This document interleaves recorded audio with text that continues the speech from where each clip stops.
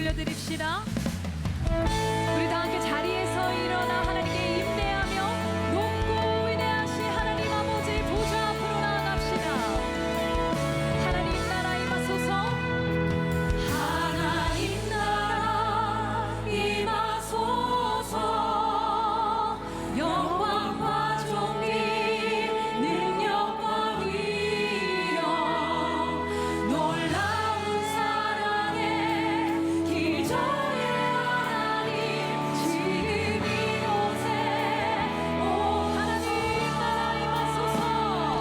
하나님 나라 임하소서. 영광과 존귀 능력과 위엄 놀라운 사랑의 기적의 하나님 지금 이곳에 오소서. 주님의 높고 위대하심을 주님의 높고 위대하심을 내 영혼이 찬양하네. 주님의 높고 위대하심을 내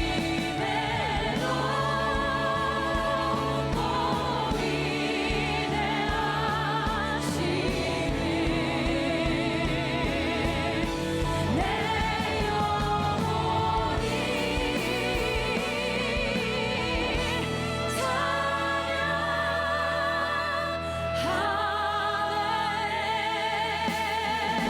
찬양과 영광과 존귀하시기에 합당하신 하나님께 감사와 영광의 박수 올려드립시다. 할렐루야. 주님을 찬양합니다. 우리 함께 사도신경 외우며 우리의 한 믿음 한 신앙을 고백합시다. 나는 전능하신 아버지 하나님 천지의 창조주를 믿습니다.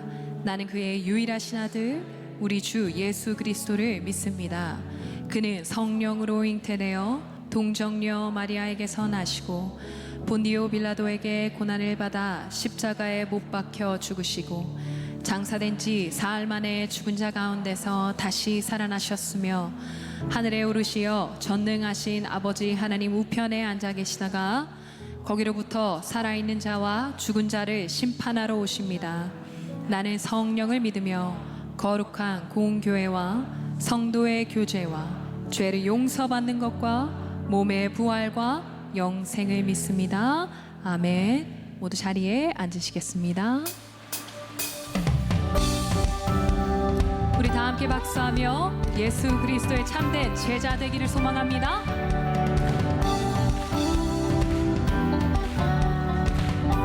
갈릴리 마을 그 숲속에서 갈릴리 마을 그 숲속에서 주님 그 열한 제자 다시 만나시사 마지막 그들에게 말씀하시기를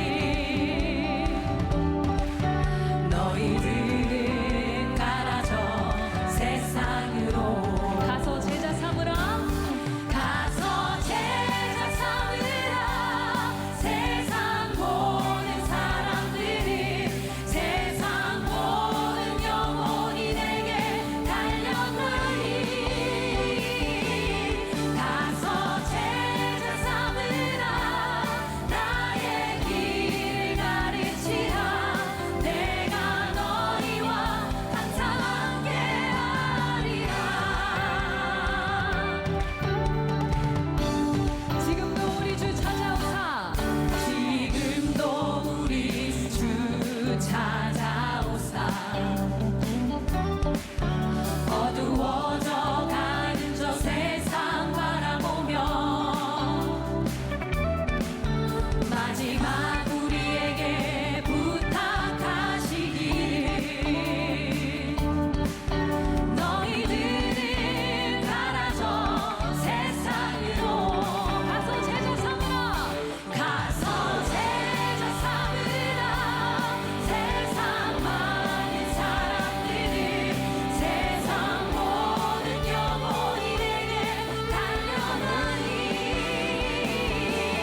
가서 제자 삼으라 나의 길을 가르치라 내가 너희와 항상 함께하리. 가서 제자 삼으라 세상 많은 사람들을 세상 모든 영혼이 내게 달려가니 가서 제자 삼으라 나의 길을 가르치라 내가 너희와 항상 함께하리. 계속해서 고백합니다. 난 예수가 좋다오 난 예수가 좋다오 주 사랑하고 베드로 고백처럼 난 예수를 사랑해. 저렇게 고백해볼까요? 많은 사람들 참된 진리를 모른 채 주님 곁을 떠나가지만 내가 만난 주님은 참 사랑이었고 진리였고 소망이었어. 난 예수가 좋다오 난 예수가 좋다오 난 예수가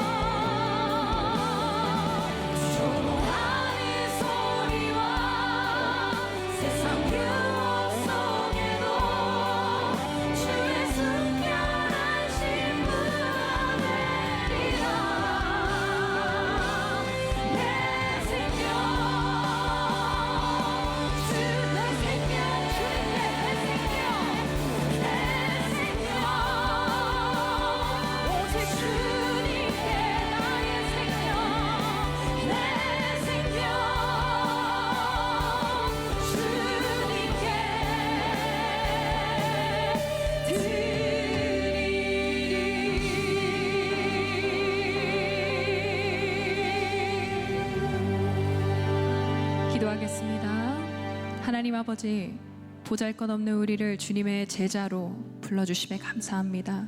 두려움이 아닌 사랑으로 그 부르심의 자리에 순종하며 나아갑니다. 거룩한 부담감을 가지고 제자의 사명을 잘 감당할 수 있는 저희 될 수 있도록 성령 하나님, 우리의 마음과 우리의 행동을 주관하여 주시옵소서. 그동안 살아오면서 가졌던 모든 경험과 지식과 가치관 모두 주님 앞에 내려놓고 오직 예수의 사랑, 예수의 지혜, 예수의 은혜로 가득 채워지기 원합니다. 세상에 비웃음을 당한다 할지라도 더욱 만왕의 왕이신 예수 그리스도를 닮아가기 원합니다. 언제나 주님의 사랑으로 인도함을 받는 예수의 작은 제자 되게 하여 주소서. 하나님 말씀 전하기에 힘쓰시는 담임 목사님 영육간의 강건함을 허락하여 주시고 지치지 않고 새로운 마음으로 다시 주님의 말씀 전하게 하소서. 감사드리며 예수님의 이름으로 기도드립니다. 아멘.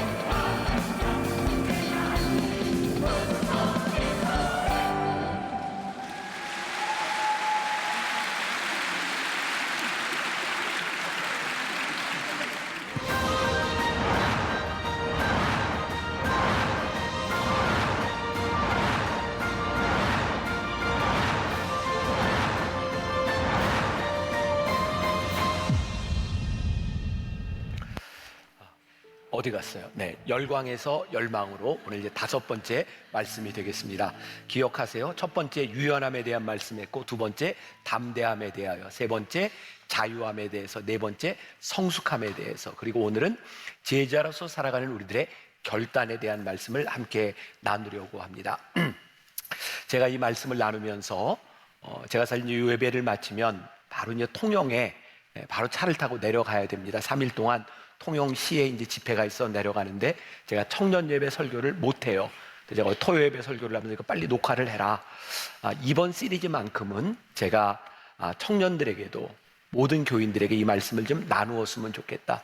여러분들이 4주를 지나오는 동안 알겠지만 이 말씀이 하나도 새로운 말씀이 아닙니다. 어쩌면 우리들이 다 알고 있음직한 말씀이지만 우리 신앙의 로드맵을, 이렇게 우리들이 신앙생활을 하면 좋겠다라고 하는 신앙의 로드맵을 한번 다시 밟아보는 그런 시간입니다. 오늘은 마지막 결단에 대한 말씀을 나누려고 합니다.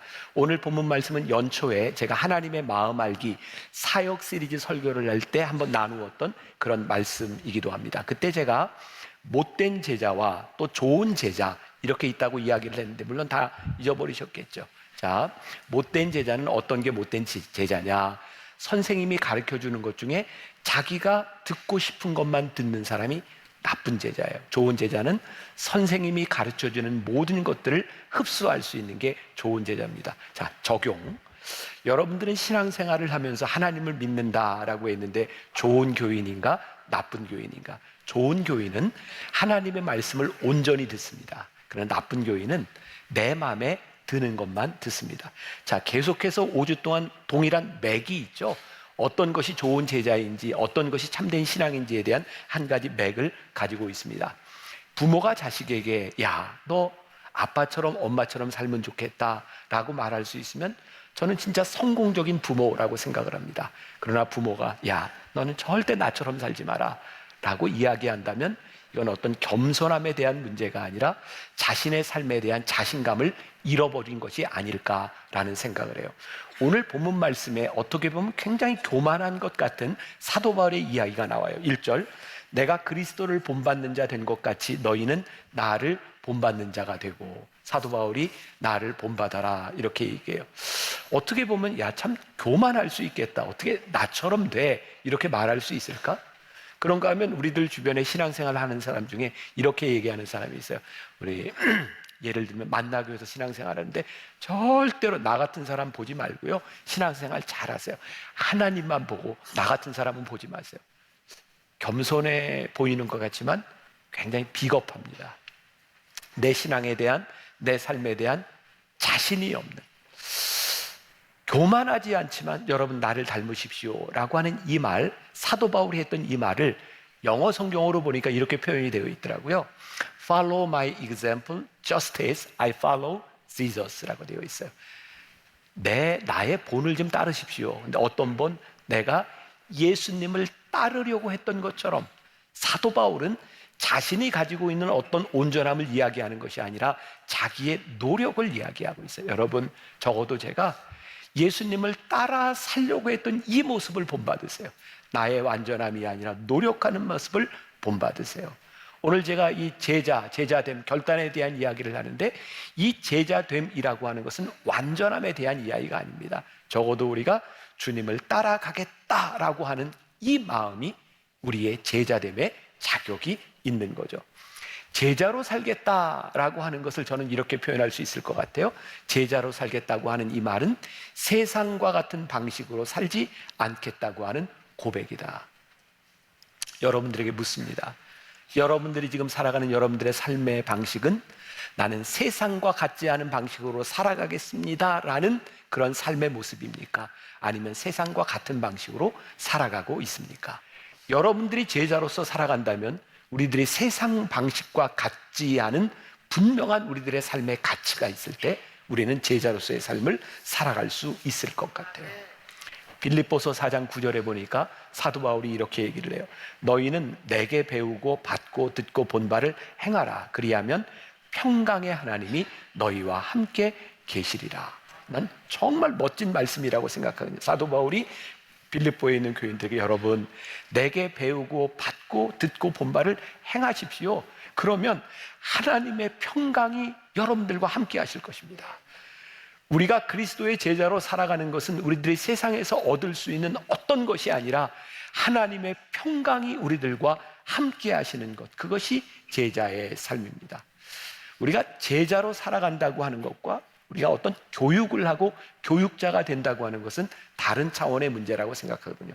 교육자는, 죄송합니다, 선생님들 죄송해요, 교육자는 사실 내가 전해야 되는 말씀을 전하면 됩니다. 예를 들어서 집에서 부부싸움을 신나게 하고 바로 와서 여러분 사랑하며 사세요, 이렇게 말할 수 있어요. 왜? 가르치면 되니까. 근데 제자는 자기가 가르치고 가르침대로 사는 게 제자입니다. 만일 강단에서 설교하는 제가 가르치는 것과 살아가는 삶이 다르다면 저는 설교자는 아니라고 생각해요. 그건 교육을 시키는 겁니다.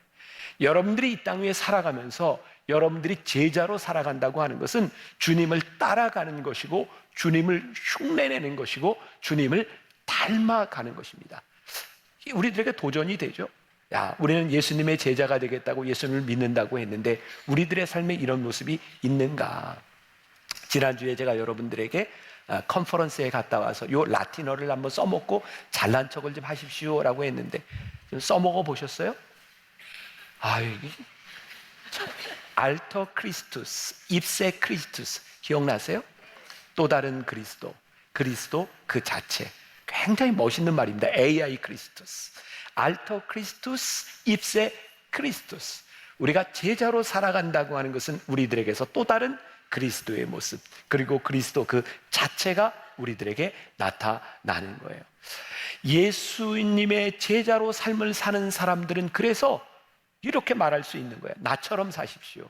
완전함이 아니라 내가 주님을 닮아가려고 하는 내 삶을 여러분들 살아가십시오. 그때 제자로서의 삶이 우리들의 삶 한가운데서 생명력을 가지는 거예요. 자, 우리가 그리스도인으로서 살아갑니다. 여러분들의 삶의 현장 한가운데서 어떤 것이 생명력 있는 모습일까요? 여러분들의 삶의 한가운데서 나는 복음을 알고 복음을 믿고 살아가기 때문에 나는 생명력이 있어 라고 말할 수 있는 표징이 무엇일까요? 자, 제가 말씀을 준비하면서 보았던 책 가운데 이런 내용이 있어요. 사단은 기독교인들을 교회 벽 안에 가둬두기를 원합니다. 그래서 그리스도인들이 지역사회로 뻗어나가려는 그 어떤 노력에도 반대합니다. 범죄자들은 경찰관들이 관내 파출소에서 회의만 하고 훈련을 받으면서 시간을 보내고 범죄자들이 활동하는 거리로 나오지 않기를 바랄 것입니다. 범죄자들은 경찰들이 그 안에만 있으면 좋을 것 같아요. 그러면 자기들의 세상이니까. 사단이 그럴 것 같아요. 크리스찬들이 주일날 모여서 뜨겁게 예배를 하고 여기만 있으면 좋을 것 같아요. 그래야 사단들이 맘 놓고 활동을 할 수 있을 테니까. 제가 지속적으로 말씀드리는 거예요. 우리 그리스도인들의 생명력은 여기 모이는 데 있는 것이 아니라 여기 모인 그리스도인들이 예배를 드리고 이 세상 한가운데서 어떻게 생명력 있는 삶을 살아가느냐에 있는 거죠. 우리가 제자로서 산다고 하는 것은 지금 내가 만나고 지금 내가 속한 그 공동체 안에서 어떤 생명력 있는 삶을 살아가고 있는가. 자, 어떤 사람, 제자의 조건은 어떤 것일까요? 우리는 그동안 신앙생활하면서 참 많이 들었던 이야기예요. 12명의 예수님의 제자들을 하나하나 따져보면 진짜 제자로서 자격 있는 사람들이 별로 많지 않아요. 그러고 보니까 예수님은 자격을 갖춘 사람을 부르신 것이 아니라 누군가를 부르셔서 제자를 만들어가고 계셨어요. 저는 종종 우리 교인들 가운데서 제가 이제 신앙생활하면서 이런 것도 좀 하고 봉사도 좀 해봐야 되지 않겠어요? 그럼 이런 대답을 하는 분들이 저는요 자격이 없고요, 저는 부족해요. 제자로서의 모습이 아니라고 생각해요. 하나님은 당신의 자격을 보고 하신 것이 아니라 당신을 부르셔서 제자로 사용하기를 원하십니다. 우리들이 기억해야 될 것이 있어요. 제자가 된다고 하는 것은 우리들에게 자격이 있는 것이 아니라 하나님이 우리를 부르셨기 때문에 시작되는 일이다. 요한복음 15장 16절에 유명한 말씀이 있죠. 너희가 나를 택한 것이 아니요 내가 너희를 택하여 세웠나니. 여러분들에게 물어봅시다. 여러분들은 하나님이 나를 부르시고 나를 택하셨다, 이런 믿음이 있으세요? 저는 은혜 받고 제가 처음으로 고백했던 것이 하나님이 나를 부르셨구나. 하나님이 나를 택하셨구나.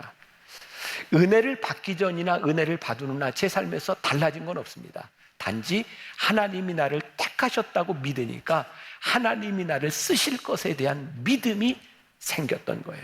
제자는 자격이 아니라는 말이죠. 하나님께서는 우리의 단점을 보시고 사용하시지 않고 결정하시는 분이 아니라 우리를 택하셔서 우리의 인생을 바꾸어 가시는 분. 그래서 우리가 제자가 되기로 결심할 때 우리의 가슴이 뛰는 거예요. 하나님이 우리를 어떻게 바꾸어 가실까? 하나님이 우리를 어떻게 인도해 가실까? 로마서 8장 31절과 35절 말씀. 이거 사실 제가 제일 중요하게 빨간색으로 쳐놓고 토요 예배 때도 10시 예배 때도 이 말씀을 안 읽었어요. 12시 예배가 제일 복 있는 자리다. 저 그렇게 믿어요. 10시 예배에 온 분들한테는 얘기하시면 안 돼요. 자, 로마서 8장 31절 35절 기가 막힌 말씀이에요. 만일 하나님이 우리를 위하시면 누가 우리를 대적하리요? 누가 우리를 그리스도의 사랑에서 끊으리요? 환난이나 곤고나 박해나 기근이나 적신이나 위험이나 칼이랴. 하나님이 우리를 위하시면 누가 우리를 대적할 수 있겠습니까? 오늘 우리가 여기에 있는 이유, 하나님이 우리를 쓰실 수 있는 이유는 우리의 완전함에 있는 것이 아니라 하나님의 은혜 가운데, 하나님의 부르심 가운데 있는 겁니다. 부족함과 두려움 가운데서도 하나님이 우리를 쓰신다고 하는 믿음, 그것이 우리들이 어쩌면 가장 경계해야 될 것이 있다면 그것은 우리들에게 어느 날 갑자기 찾아온 자신감, 나는 자만심이라고 생각하거든요. 우리들이 하나님 앞에 쓰임받기 위해서 끝까지 붙들어야 될 것이 있다. 그것은 늘 가난한 마음이다. 오늘도 내가 하나님의 은혜로 여기 서 있고 하나님이 나를 붙잡아 주셨다고 하는 그 믿음 안에 설 때 우리는 제자로서의 자격을 갖춘 사람이라는 생각이 들어요. 보소서 주님, 나의 마음은 선한 것 하나 없습니다. 그러나 내 모든 것 주께 드립니다. 주님 마음 내게 주소서. 그게 저에게 그렇게 은혜가 되었어요. 내 자격으로 하는 것이 아니구나. 오늘 제가 예배를 마치고 10시 예배를 마치고 나가서 로비에서 잠깐 인사하는데 어떤 교인이 저를 보더니 목사님 이러면서 저한테 혹시 목사님 성악을 하셨어요? 목사님 노래를 너무 잘해요. 그래서 내가 아니요, 저 성악하지 않았습니다. 근데 제가 혹시라도 여러분들에게 노래를 잘하는 것처럼 들려졌다면 이유가 있어요. 저는 찬양을 하다가요 자신 있는 부분만 불러요. 그리고 자신이 없으면 저는 이렇게 하면 저기서 알아서 불러요.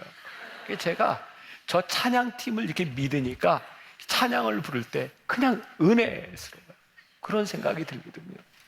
우리가 하나님을 믿으면, 하나님이 우리를 도우시면, 우리의 부족한 것을 채우시면 거기에서 우리들에게 생기는 자신감은 자만심이 아니에요. 하나님이 도우시는 은혜가 우리 가운데 있는 거예요.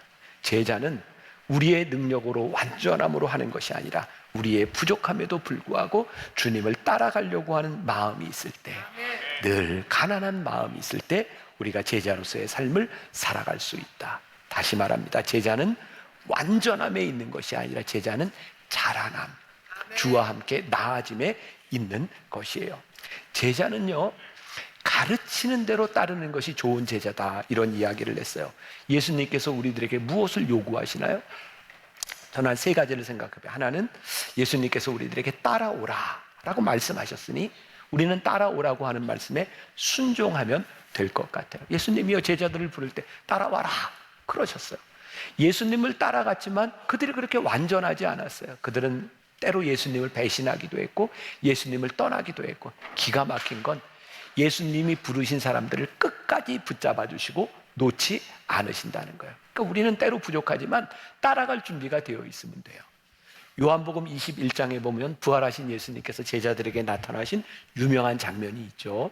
그리고 베드로에게 너는 나를 사랑하느냐? 이렇게 물으셨어요. 베드로가 예, 주님 사랑합니다. 세 번째, 주님 아십니다 라고 했을 때 예수님께서 베드로에게 내 양을 치라 이렇게 맡겨주셨어요. 여러분 집에 가셨어요? 요한복음 21장 그 뒷부분을 보세요. 거기 아주 기가 막힌 말이 나오는데요.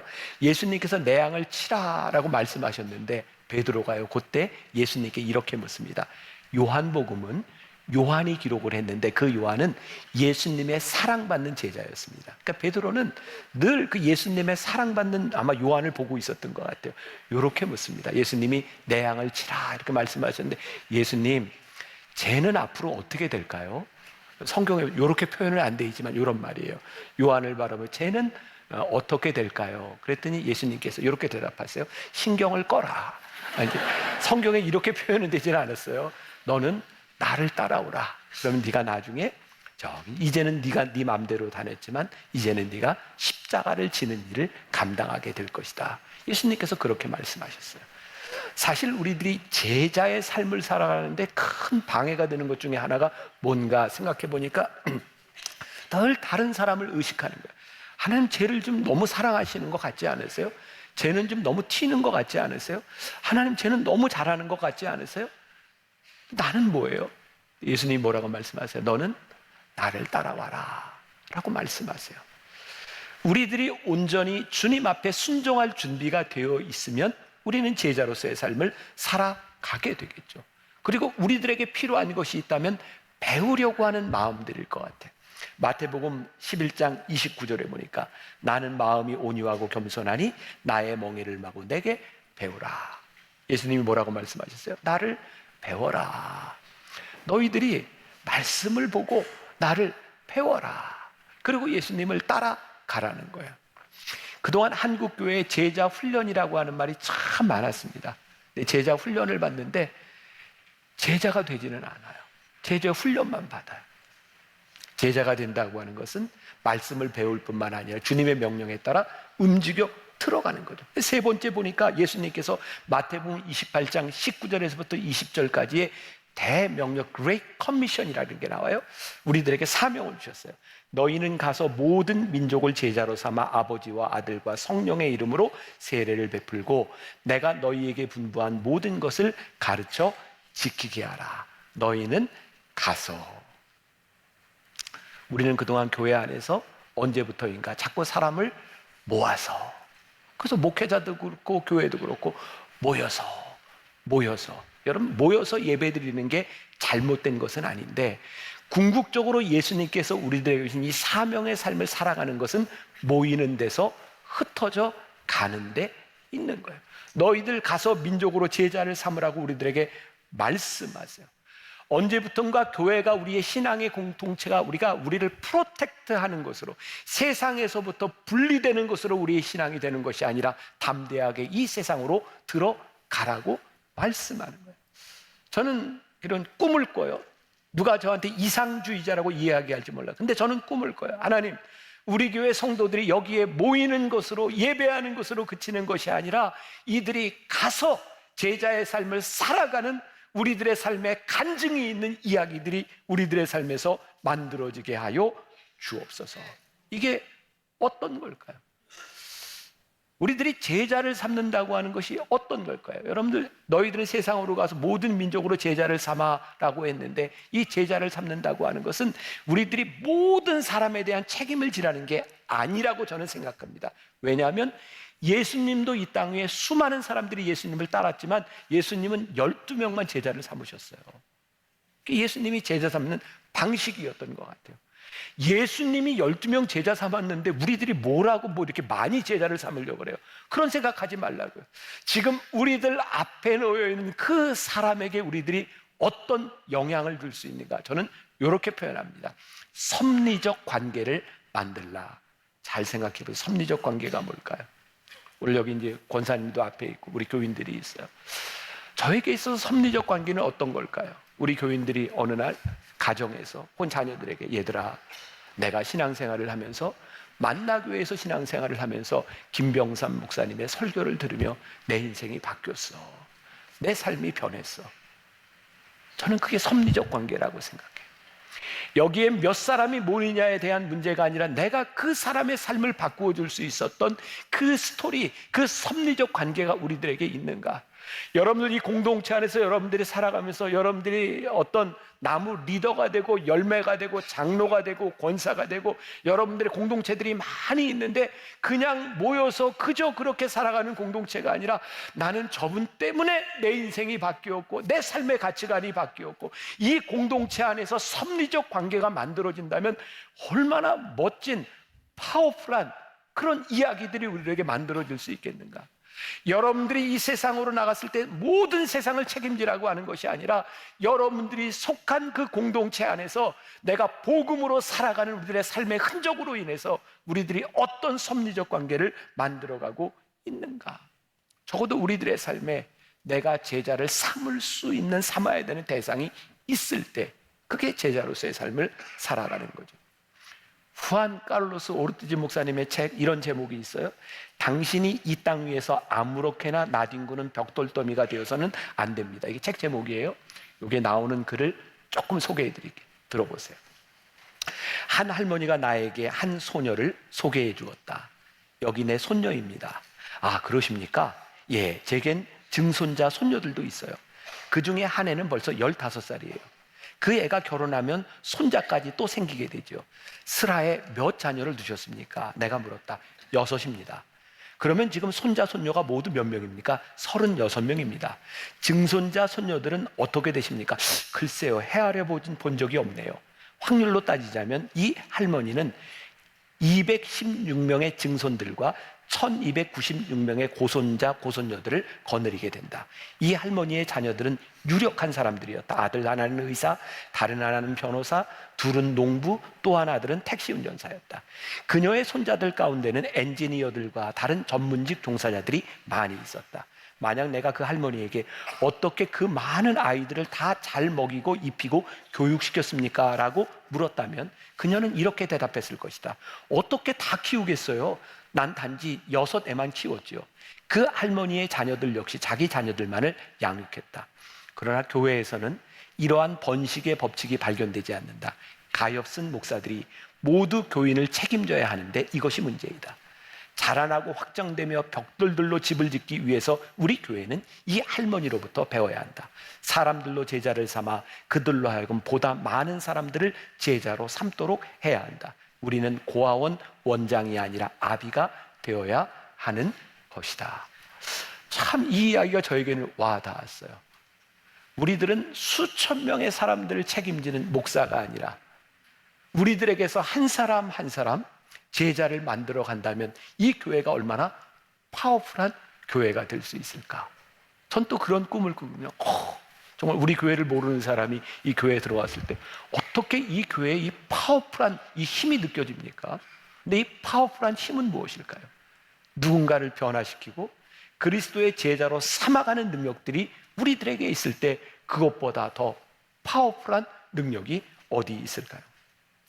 제자가 된다고 하는 것은 낭만적인 일은 아닌 것 같아요. 우리들이 하나님 앞에 엄격한 순종이 준비되어 있지 않다면 제자로서의 삶은 쉽지 않을 것 같아요. 다시 이야기해요. 선택적 순종이 아니라 우리들이 말씀 앞에 엄격한 순종의 자세가 되어 있는가. 요즘 시대를 살아가며 아마 여러분들뿐만 아니라 저도 동일한 그런 느낌이 들어요. 여기저기 교회에서 불미스러운 일이 생기고 목회자들에게서 불미스러운 일이 생길 때 저는 대부분 교회에서 일어나는 일들 가운데 저는 목회자가 많이 잘못했다고 생각합니다. 그리고 그렇게 얘기하고 싶어요. 목회자는 교인들을 위하여 목양을 담당하는 목자인데 책임을 져야 되지 않겠습니까? 어떻게 교인들과 교회가 자꾸 목회자를 보호해야 된다고 생각합니까? 이건 목회자가 책임을 져야 되는 일이 아닙니까? 근데 이런 말을 공개적으로 이렇게 하는 것에 대한 두려움이 있는 거예요. 왜냐하면 제가 틀린 것은 아닌데 저 스스로의 연약함이 있으니까 나도 혹시 저런 목회자처럼 이런 잘못을 한 사람들처럼 나도 그런 잘못을 할 경우에 내가 받을 수 있는 비난, 나는 그걸 감당할 수 있을까? 그런 것에 대한 두려움이 있어요. 근데 제가 이 말씀을 묵상하면서 제가 이렇게 쓴 게 있어요, 여기. 아, 그렇구나.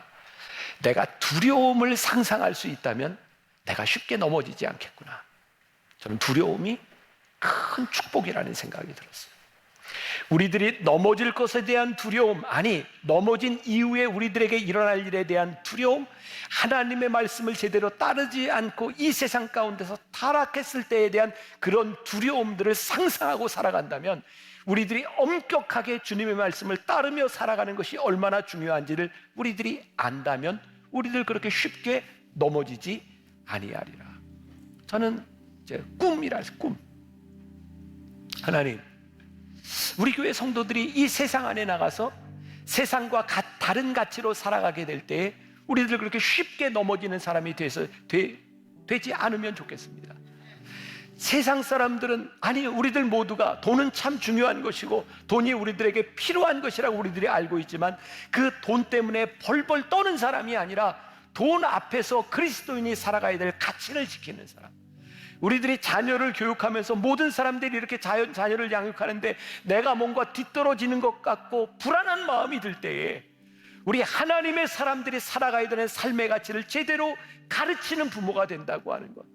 우리들이 살아가는 우리들의 삶의 한가운데, 직장 가운데서 우리들이 믿음을 지키고 복음으로 살아가고 제자로 살아가는 것이 쉽지 않지만, 우리들이 그 말씀에 엄격하게 살아가야 되겠다고 하는 우리들의 결심이 서기 시작할 때 우리는 비로소 제자로서의 삶을 살아갈 수 있는 것이 아닐까.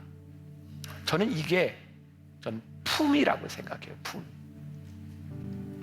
제가 군대 훈련을 받을 때 가장 인상적이었던 게, 저는 이제 장교 훈련을 받았는데 전 생각도 못했는데 장교 훈련을 받는 동안 한 달에 5만 원씩 월급이 들어오더라고요. 제가 89년인가?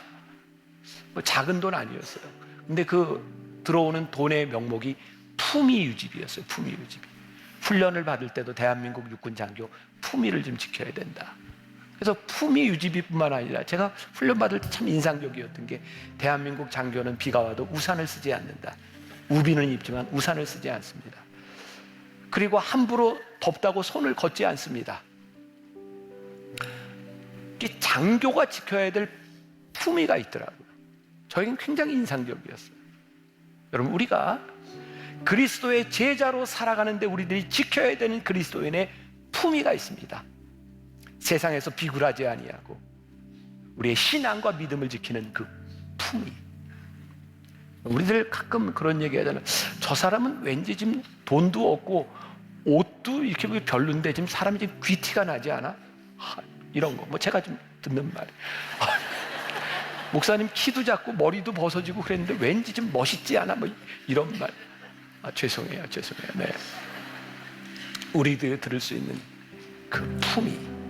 저 사람에게는 왠지 그리스도인의 모습이 보이지 않아? 너무 멋있잖아요.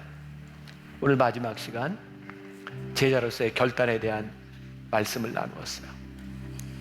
사랑하는 여러분, 여러분들이 이 세상으로 나아가면 정말 제자로서의 품위를 지킬 수 있는 사람, 엄격한 순종이 여러분들을 붙드는 사람, 그런 제자로서의 삶. 왠지 이 만나교회 교인들을 바라보면 품위가 있어 라고 느껴질 수 있는 믿음의 고백들, 그 삶을 여러분들이 멋지게 살아내기를 주님의 이름으로 간절히 축원합니다.